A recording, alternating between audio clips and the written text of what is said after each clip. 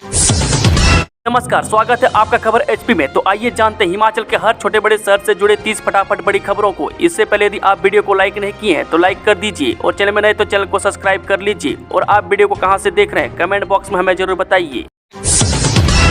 आधार से लिंक होगा परिवार रजिस्टर, ग्रामीण क्षेत्रों में होगा सर्वेक्षण, पंचायत सचिव घर घर जाकर जुटाएंगे ब्यौरा। जब प्रदेश के ग्रामीण क्षेत्रों में पंचायती राज विभाग द्वारा परिवार रजिस्टर सर्वेक्षण का आयोजन किया जा रहा है। इस सर्वेक्षण का उद्देश्य सभी ग्रामीण परिवारों के सदस्यों और उनके पशुधन का डिजिटल रिकॉर्ड तैयार करना है, जिससे उन्हें विभिन्न सरकारी योजनाओं का लाभ सुगमता से प्राप्त हो सके। पंचायती राज विभाग द्वारा 76 लाख ग्रामीण नागरिकों का आधार आधारित सत्यापन करने का लक्ष्य रखा गया। पंचायती राज विभाग के निदेशक राघव शर्मा ने बताया कि यह सर्वेक्षण पंचायती राज विभाग द्वारा सभी ग्राम पंचायतों में किया जा रहा है। पंचायती राज विभाग द्वारा आम लोगों की सुविधा के लिए परिवार रजिस्टर को ऑनलाइन कर दिया गया। इस सर्वेक्षण में हर परिवार के सभी सदस्यों का विवरण ऑनलाइन परिवार रजिस्टर में लिया जाएगा और उनकी पहचान को आधार सत्यापित किया जाएगा। राघव शर्मा ने बताया कि अभी तक 24,34,000 सदस्यों का आधार आधारित सत्यापन हो चुका है, जबकि 51,66,000 लोगों का सत्यापन शेष है।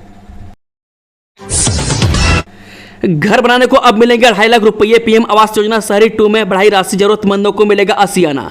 जब प्रधानमंत्री आवास योजना शहरी 2 में अब बेघर लोगों को आशियाना बनाने के लिए 1,85,000 के बजाय 65,000 की राशि बढ़ाकर 2.5 लाख रुपये कर दी गई है।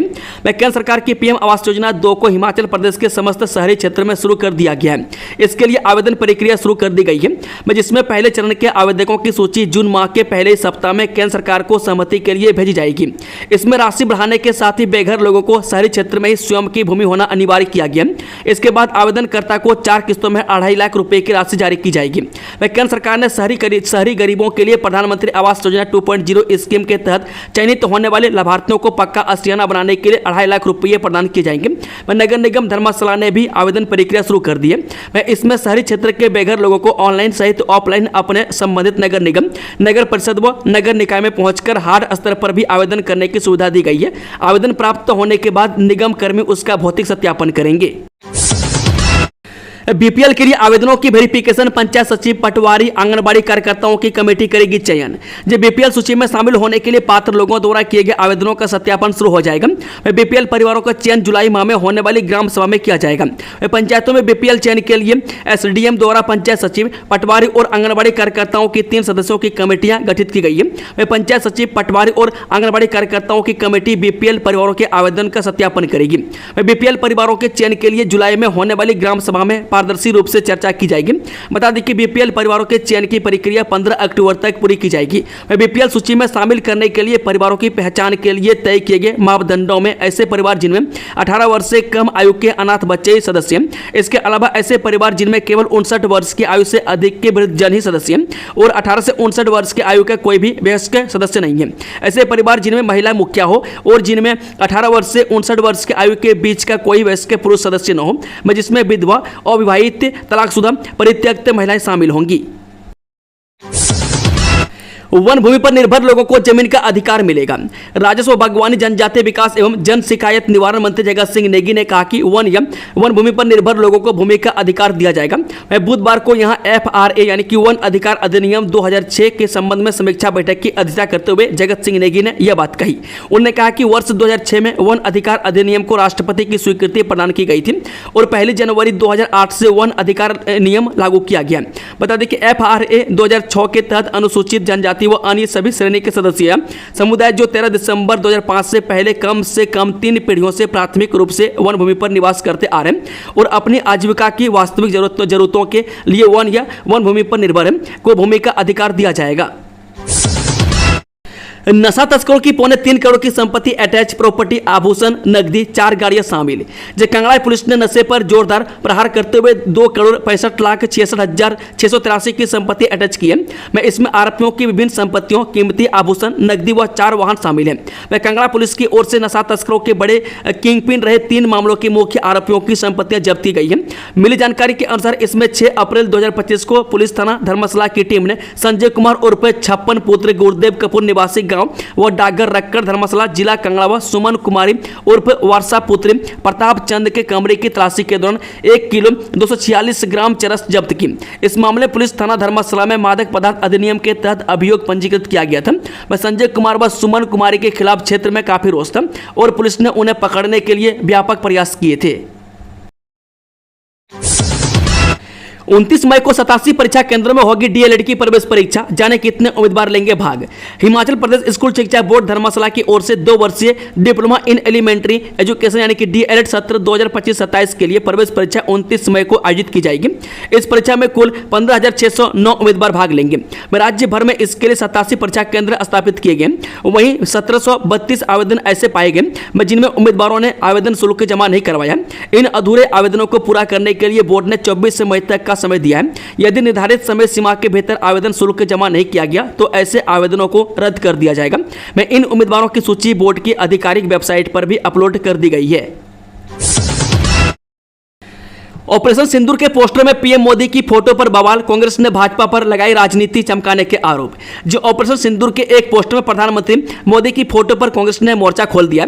हिमाचल प्रदेश में सरकार के 2 मंत्रियों ने पोस्टर पर सवाल उठाते हुए इसकी आलोचना की तथा इसे सैनिकों के मनोबल को गिराने वाला करार दिया है। कांग्रेस के वरिष्ठ नेता एवं बागवानी व राजस्व मंत्री जगत सिंह नेगी ने भाजपा पर अपनी राजनीति चमकाने के लिए तिरंगा यात्रा निकालने और पोस्टर लगाने का आरोप लगाया। उन्होंने कहा कि केवल राजनीति चमकाने के लिए पोस्टर में फोटो लगाना व यात्रा निकालना देश हित में नहीं है। उन्होंने कहा कि आतंकवादियों ने कश्मीर में निहत्थे लोगों की हत्या की तो उस समय पूरा देश एक साथ था, लेकिन अब मामला रुक गया तो अब केंद्र सरकार को विपक्ष की याद नहीं आ रही है मैं तथा अब राजनीतिक लाभ के लिए अपनी तारीफ स्वयं कर रहे हैं मैं, जो कि गलत है। उन्होंने कहा कि पाकिस्तान के खिलाफ जो सफलता मिली है वह सेना के जरिए मिली है। हालांकि सरकार भाजपा की है, लेकिन इससे मुसीबत के समय में कांग्रेस तथा अन्य विपक्षी दलों ने सरकार का पूरा सहयोग दिया।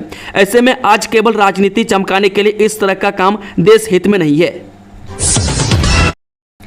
डैम से अचानक छोड़े पानी ने मचाया कहर। पार्वती नदी में 2 पर्यटक बहे, एक का शव बरामद। जो कुल्लू जिला की प्रसिद्ध मणिकर्ण घाटी में उस समय हड़कंप मचा दिया जब पार्वती नदी के तेज बहाव में 2 पर्यटक बह गए। जानकारी के अनुसार यह हादसा एनएचपीसी परियोजना के डैम से अचानक पानी छोड़े जाने के कारण हुआ। दोपहर करीब 1:45 बजे डैम से बिना किसी पूर्व सूचना या हूटर बजाए पानी छोड़े जाने के कारण पार्वती नदी का जल स्तर अचानक बढ़ गया। इसके चलते कसोल में नदी किनारे बैठे 2 पर्यटक तेज बहाव की चपेट में आ गए। भारत पाकिस्तान में सीज फायर पर सीधी बातचीत हुई। इसमें अमेरिका की भूमिका नहीं, जयशंकर की 2 टोक। विदेश मंत्री एस जयशंकर यूरोप के 3 देशों के दौरे पर हैं। उन्होंने यहां एक डच चैनल को दिए इंटरव्यू में आतंक के खिलाफ भारत के ऑपरेशन सिंदूर, आतंक परस्त पाकिस्तान और कश्मीर के मुद्दे पर चर्चा की। जयशंकर ने इंटरव्यू में भारत और पाकिस्तान के बीच अमेरिका की मध्यस्थता के दावों को सिरे से खारिज कर दिया। उन्होंने स्पष्ट रूप से कहा कि 2021 में हुआ युद्ध विराम यानी कि सीज फायर भारत और पाकिस्तान के बीच सीधी बातचीत का नतीजा था, जिसमें किसी तीसरे पक्ष की मध्यस्थता नहीं थी। जयशंकर ने जोर देकर कहा कि पाकिस्तान ने खुद ही सीज फायर की बात की थी। नहीं सुधरा पाकिस्तान तो अगली बार न कोई आंसू बहाने वाला बचेगा, ना ही कोई जनाजा उठाने वाला। ऑपरेशन सिंदूर की सफलता और सेना के सम्मान में भारतीय जनता पार्टी ने आज पांवटा साहिब से तिरंगा यात्रा की शुरुआत की। सिरमौर जिले में इस यात्रा के शुभ आरंभ के लिए पूर्व केंद्रीय मंत्री और सांसद अनुराग सिंह ठाकुर पांवटा साहिब पहुंचे। इस दौरान अनुराग ठाकुर ने तिरंगा यात्रा को रवाना किया।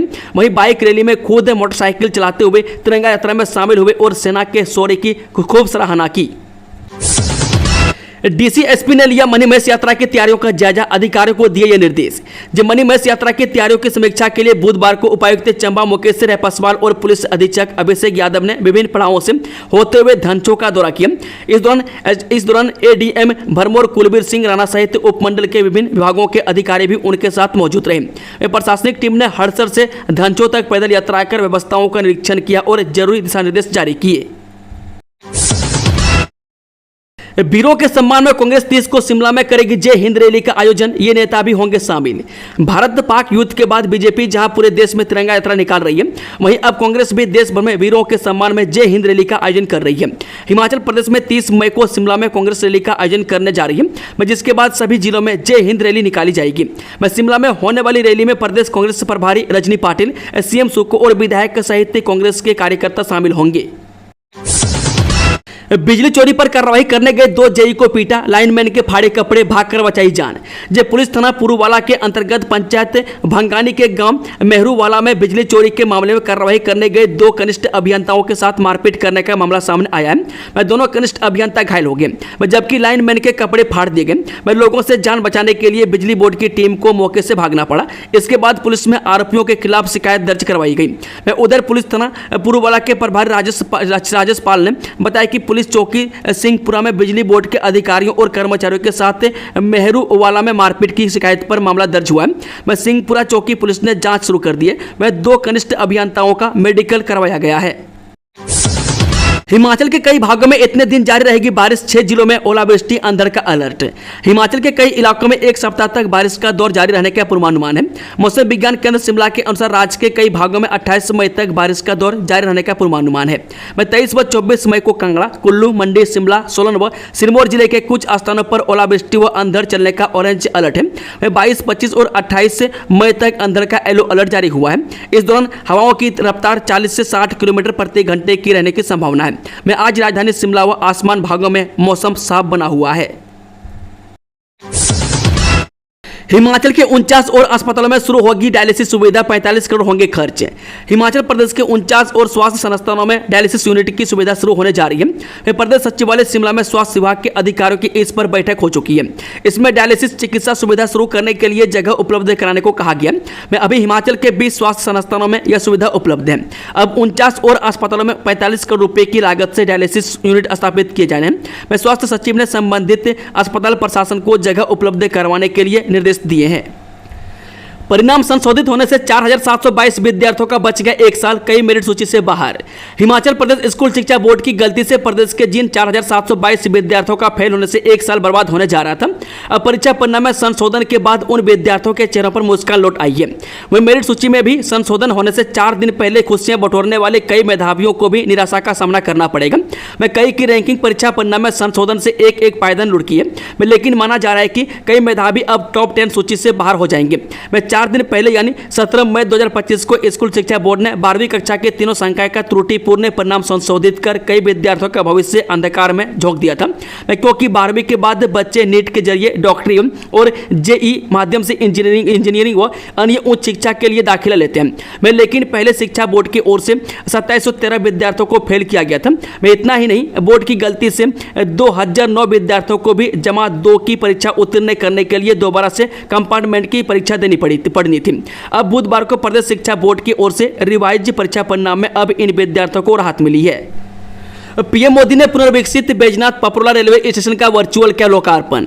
कांगड़ा जिले में अमृत भारत स्टेशन योजना के तहत पुनर्विकसित बैजनाथ पपरोला रेलवे स्टेशन का वीरवार को प्रधानमंत्री नरेंद्र मोदी ने राजस्थान से वर्चुअल तरीके से उद्घाटन किया। में करीब 8 करोड़ रुपए की लागत से तैयार रेलवे स्टेशन में यात्रियों के लिए कई आधुनिक सुविधाएं जोड़ी गई है। SJVN और NHPC की परियोजनाएं टेक ओवर करने के लिए स्वतंत्र मूल्यांकन शुरू। केंद्र सरकार के सार्वजनिक उपक्रम SJVN और NHPC की बिजली परियोजनाएं टेक ओवर करने को प्रदेश सरकार ने स्वतंत्र मूल्यांकन शुरू कर दिया है। बिजली कंपनियों का दावा है कि परियोजनाओं में 3397 करोड़ रुपए का निवेश हुआ है। सरकार इस खर्च को 1400 करोड़ से ज्यादा नहीं मान रही है। ऐसे में अब सुन्नी, लोरी, धौलासिद्ध और डूगर बिजली परियोजना पर हुए वास्तविक व्यय के आकलन के लिए स्वतंत्र मूल्यांकनकर्ता को काम सौंप दिया गया। मूल्यांकन रिपोर्ट आने के बाद बिजली परियोजनाओं के अधिग्रहण के लिए आगामी प्रक्रिया शुरू होगी। विभागीय अधिकारियों ने बताया कि मूल्यांकन रिपोर्ट को लेकर उपक्रमों से विस्तृत चर्चा करने के बाद अधिग्रहण की ओर बढ़ा जाएगा। प्ले स्कूलों को भी शिक्षा विभाग से संबद्धता जरूरी, 5000 रुपये होगी पंजीकरण फीस, जाने पूरी जानकारी। हिमाचल प्रदेश में अब प्ले स्कूलों को भी शिक्षा विभाग से संबद्धता लेना अनिवार्य होगा। प्ले स्कूलों की संबद्धता के लिए स्कूल प्रबंधन को पोर्टल पर पंजीकरण करना होगा। आवेदनकर्ता को 5000 रुपये पंजीकरण फीस देनी होगी। इसके बाद हर साल नवीनीकरण के लिए 500 रुपये चुकाने होंगे। बता दें कि संबद्धता लेने के लिए स्कूल की आधिकारिक संरचना, शिक्षक भवन और विद्यार्थियों को मिलने वाली मूलभूत सुविधाओं से संबंधित अन्य मानदंड पूरे करने होंगे। इसके बाद ऑफलाइन तरीके से स्कूल के दस्तावेज शिक्षा खंड अधिकारी के कार्यालय में जमा करवाने होंगे। दस्तावेज जमा होने के बाद खंड अधिकारी की ओर से संबंधित स्कूल में निरीक्षण किया जाएगा। अतिरिक्त मुख्य सचिव RD नजीम को अवमानना नोटिस, जाने हिमाचल प्रदेश हाईकोर्ट ने क्या कहा। हिमाचल प्रदेश हाईकोर्ट ने उपभोक्ता आयोग के अध्यक्ष और सदस्यों की नियुक्ति न करने पर अतिरिक्त मुख्य सचिव RD नजीम को अवमानना नोटिस जारी किया। मुख्य न्यायाधीश गुरमीत सिंह संदवालिया और रंजन शर्मा की खंडपीठ ने उन्हें अगली सुनवाई पर न्यायालय में उपस्थित होने के आदेश दिए हैं, जिससे वह स्पष्टीकरण दे सके कि क्यों न न्यायालय के आदेशों का उल्लंघन करने के लिए उनके खिलाफ अवमानना की कार्रवाई की जाए। अदालत ने कहा कि सरकार जानबूझकर अदालत के आदेशों की अनुपालना नहीं कर रही है। मामले की अगली सुनवाई 26 मई को होगी। साडा में 6 साल की अनुबंध सेवा पूरी होने पर नियमितीकरण के आदेश जाने विस्तार से। हिमाचल प्रदेश हाईकोर्ट ने सरकार को साडा यानी कि स्पेशल एरिया डेवलपमेंट अथॉरिटी में नियुक्त किए गए कर्मचारियों को 6 साल की अनुबंध सेवा पूरी होने पर नियमितीकरण के आदेश दिए। हालांकि इन्हें वरिष्ठता के लिए काल्पनिक लाभ यानी कि नेशनल बेनिफिट मिलेंगे, में कोई मौद्रिक लाभ नहीं मिलेगा। न्यायाधीश सत्यन वेद की अदालत ने यह फैसला कर्मचारियों को नियमित करने में देरी पर दिया और 1 अप्रैल 2013 से याचिकाकर्ताओं की सेवाओं को नियमित करने के निर्देश दिए हैं। बल्क ड्रग पार्क में देश विदेश के नामी औद्योगिक घराने निवेश को तैयार, 40,000 को मिलेगा रोजगार। ऊना के हरोली में बनने वाले बल्क ड्रग पार्क में देश विदेश के नामी औद्योगिक घराने निवेश करने को तैयार है। दिसंबर 2026 में बल्क ड्रग पार्क में पहले चरण का काम शुरू हो जाएगा। मैनकाइंड, अरबिंदो और सन फार्मा जैसी नामी कंपनियों ने उद्योग स्थापित करने के लिए हामी भरी है। पार्क के भीतर 10,000 करोड़ जबकि बाहर 5,000 करोड़ रुपये का निवेश होगा। इसमें 40,000 लोगों को रोजगार मिलने का अनुमान है। उद्योग विभाग में इस प्रोजेक्ट को लेकर बुधवार को अधिकारियों के साथ चर्चा हुई है। बता दें कि बल्क ड्रग पार्क को लेकर 984 करोड़ रुपए के टेंडर आमंत्रित किए जा रहे हैं। हाल ही में विभाग की ओर से 287 करोड़ रुपए की लागत से बनने वाली site development plan, road, boundary wall और पुल निर्माण के लिए निविदाएं मांगी है। 30 मई को इसका टेंडर खुलेगा। 321 करोड़ रुपए की लागत से बॉयलर स्थापित होगा। यह बल्क ड्रग पार्क में भाप बनाएगा। सॉल्ट वेस्ट ट्रीटमेंट प्लांट को लेकर भी जल्द ही टेंडर आमंत्रित किए जाएंगे। उद्योग से निकलने वाला गंदे पानी को ट्रीट करने के लिए सरकार 284 करोड़ रुपए व्यय करेगी। इसमें 50 करोड़ रुपए केंद्र सरकार ने जारी किए हैं। इस पानी को साफ कर खेतों में सिंचाई के लिए इस्तेमाल में लाया जाएगा। इसके साथ ही जो पानी और अवशेष ट्रीट नहीं होगा उसे जलाया जाएगा। बिलासपुर एम्स में रोबोटिक सर्जरी से घुटना प्रत्यारोपण, इस विभाग में लगाया गया है 3 करोड़ का रोबोट। एम्स बिलासपुर के हड्डी रोग विभाग यानी कि ऑर्थोपेडिक डिपार्टमेंट ने पहली बार रोबोटिक सर्जरी से मरीज के घुटने का प्रत्यारोपण किया है। इसके साथ ही एम्स बिलासपुर रोबोटिक सर्जरी करने वाला प्रदेश का पहला सरकारी संस्थान बन गया। संस्थान के हड्डी रोग विभाग में ही एकमात्र रोबोट लगाया गया। इसकी कीमत करीब 3 करोड़ बताई जा रही है। इस रोबोट के स्थापित होने से हड्डी रोग से संबंधित मरीजों को अब इलाज कराने के लिए अत्याधुनिक तकनीक का लाभ मिलेगा। भोरंज में 15 पदों के लिए साक्षात्कार 28 मई को होंगे, मिलेगा इतना वेतन। जअनु स्थित एक company Vimanshu elevator and escalator में मार्केटिंग एग्जीक्यूटिव, इंस्टॉलेशन एग्जीक्यूटिव और टेक्निकल एग्जीक्यूटिव के 5-5 पदों सहित कुल 15 पद भरे जाएंगे। इन पदों के लिए 28 मई को सुबह 11 बजे उप रोजगार कार्यालय भोरंज में साक्षात्कार लिए जाएंगे। वहीं जिला रोजगार अधिकारी सुरेंद्र शर्मा ने बताया कि मार्केटिंग एग्जीक्यूटिव के पदों के लिए आवेदक स्नातक होना चाहिए तथा उसकी आयु 25 से 35 वर्ष के बीच होनी चाहिए। इन इंस्टॉलेशन एग्जीक्यूटिव और टेक्निकल एग्जीक्यूटिव के पदों के लिए इसी आयु वर्ग के स्नातक या किसी भी ट्रेड में ITI डिप्लोमा धारक युवा पात्र होंगे। चयनित युवाओं को 6 माह की ट्रेनिंग के दौरान प्रतिमाह 16,000 रुपये रहने की सुविधा और अन्य सुविधाएं प्रदान की जाएंगी। 6 माह के बाद इनके वेतन में वृद्धि की जाएगी।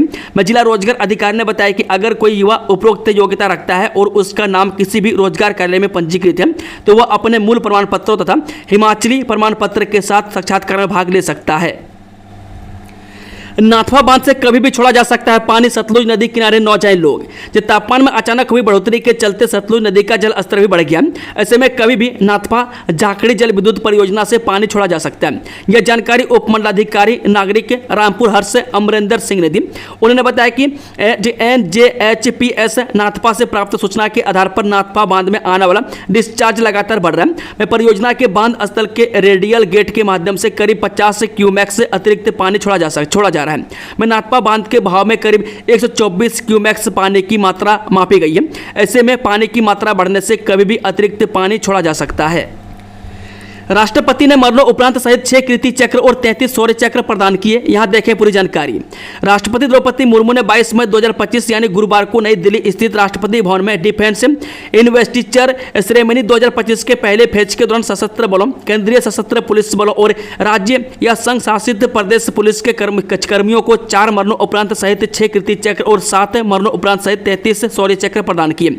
यह वीरता पुरस्कार कर्मियों को अपने कर्तव्य के दौरान आदमी साहस और बहादुरी दिखाने के लिए दिए गए। पुरस्कार पाने वालों में भारतीय सेना, CRPF, एयरफोर्स और जम्मू कश्मीर पुलिस के सुरक्षा कर्मी शामिल है। बीकानेर में गरजे पीएम मोदी, कहा देश के दुश्मनों ने देखा कि जब सिंदूर बारूद बनता है तो नतीजा क्या होता है। ऑपरेशन सिंदूर के बाद पीएम मोदी पहली बार राजस्थान की धरती पर पहुंचे। वह गुरुवार को बीकानेर के पालना में जनसभा को संबोधित किया। इस दौरान उन्होंने पहलगाम हमले का जिक्र करते हुए कहा कि 22 अप्रैल को आतंकवादियों ने धर्म पूछकर बच्चे बहनों की मांग का सिंदूर उजाड़ा था। वह गोलियां पहलगाम में चली थी, लेकिन गोलियों से 140 करोड़ देशवासियों का सीना छलनी हुआ था। इसके बाद हर देशवासियों ने एकजुट होकर संकल्प लिया कि आतंकवादियों को मिट्टी में मिला देंगे, उन्हें कल्पना से बड़ी सजा देंगे। मैं देश की सेना के शौर्य से हम सब उस प्रण पर खड़े उतरे। वहीं हमारी सरकार ने सेनाओं को खुली छूट दी। मैं तीनों सेनाओं ने मिलकर ऐसा चक्रव्यूह रचा कि पाक को घुटने टेकने को मजबूर कर दिया।